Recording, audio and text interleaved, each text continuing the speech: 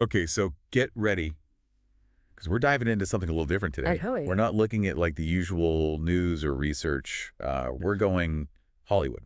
Ooh, okay. Yeah. So get this guy Pearce, the star of Memento. Mm-hmm. He's not a fan of his performance in it. Really? Not just like not a fan. Yeah. He called it, well, let's just say he used a word that starts with foods and rhymes with spit. Wow. So, like, really hates it. Yeah, pretty much. And the timing of all this is really interesting. Okay, how so? Well, he's getting all this Oscar buzz right now for his role in The Brutalist. Right, I've heard that. But here he is bashing his performance in Memento, which so many people consider like an iconic role. Yeah, that's wild. It Yeah. really makes you think about how artists view their own work, you know? Totally. It's like imagine pouring your heart and soul into something, and then years later you look back and you're like, what was I thinking? Yeah, like some kind of delayed stage fright or Yeah. something. Exactly. And it gets even juicier because this whole self-critique thing comes with a side of potential Hollywood drama. Ooh, I love some Hollywood drama. What's going on? So Pearce used to think that a Warner Bros. Exec was the reason he never got to work with Christopher Nolan again. Interesting. But now he's blaming his own performance in Memento for that. Wow, a total 180? Right. You rarely see this kind of honesty in Hollywood. It's so image-obsessed. Yeah, for sure.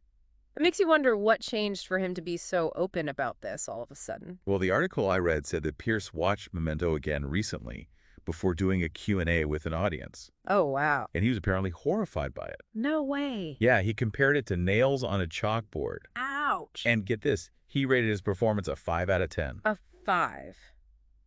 You mean the film that pretty much launched his Hollywood career? The one and only. And he gave it a 5. 5. Yep. And to put that in perspective, he gave his Neighbors work a 2. Neighbors? Wait, you mean like the Australian soap opera? That's the one. So the film that made him a star is just slightly better than a soap opera in his eyes?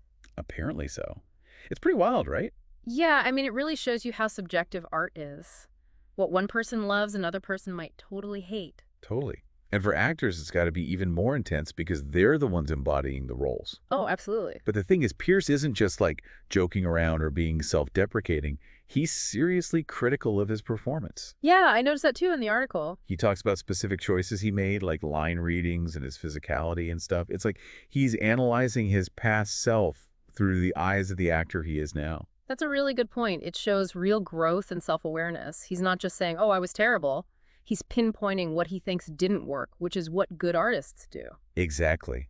And it makes you wonder if this brutal honesty is actually what makes him a better actor.